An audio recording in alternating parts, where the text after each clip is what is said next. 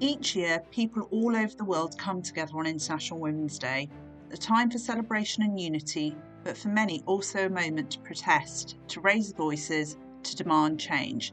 And that is what International Women's Day has always been about. There are many different stories of how women came to mark this day, but they all share a common theme of ordinary working women around the world organising for better pay, better conditions, and the right to be heard. One story remembers garment workers protesting their criminally low wages and dangerous working conditions in 1850s New York, and inspiring a strike by thousands of women in the industry when nothing had changed half a century later.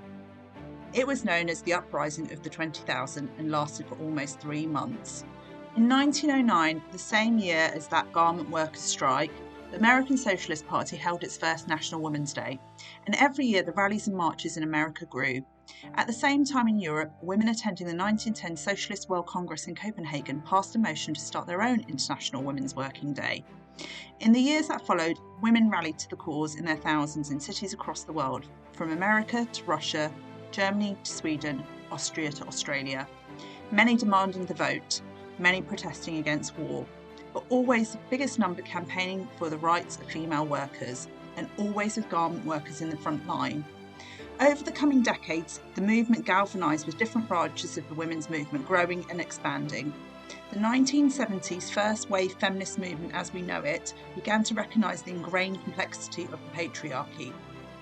And in 1975, the UN formally recognised International Women's Day, proclaiming it must be observed by every member state in a way that fits their historical and national traditions.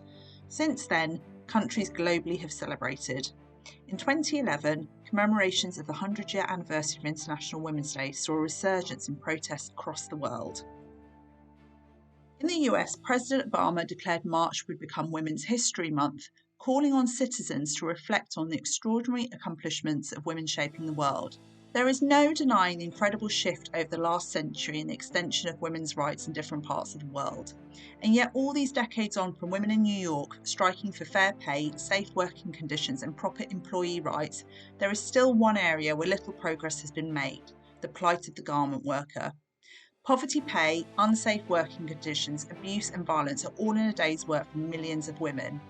It may be a different continent, the pictures may be in colour, but a century on, the female workers in today's fashion industry are still waiting for recognition of their most basic rights. So the fight must continue. We must stand with our sisters working in the factories and standing on the front line today, taking on the big brands and demanding fair pay and treatment.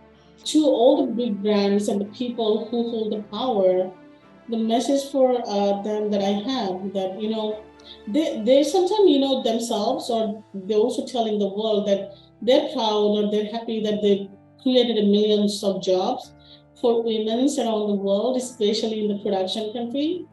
But they never asked these women that whether they are happy with this job or not.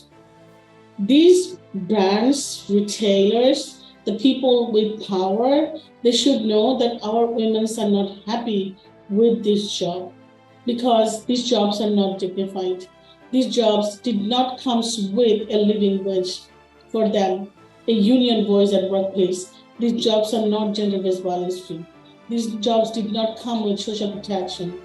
In many cases, these jobs are in unsafe buildings. We need global legislation that gives every woman working in the garment industry the same rights to a living wage, safe conditions and fair treatment from their employers, and the same chance to build a better future for themselves and their children. We owe it to the women who helped inspire International Women's Day more than a century ago to say we will not stand for the same conditions that they endured continuing today, anywhere in the world.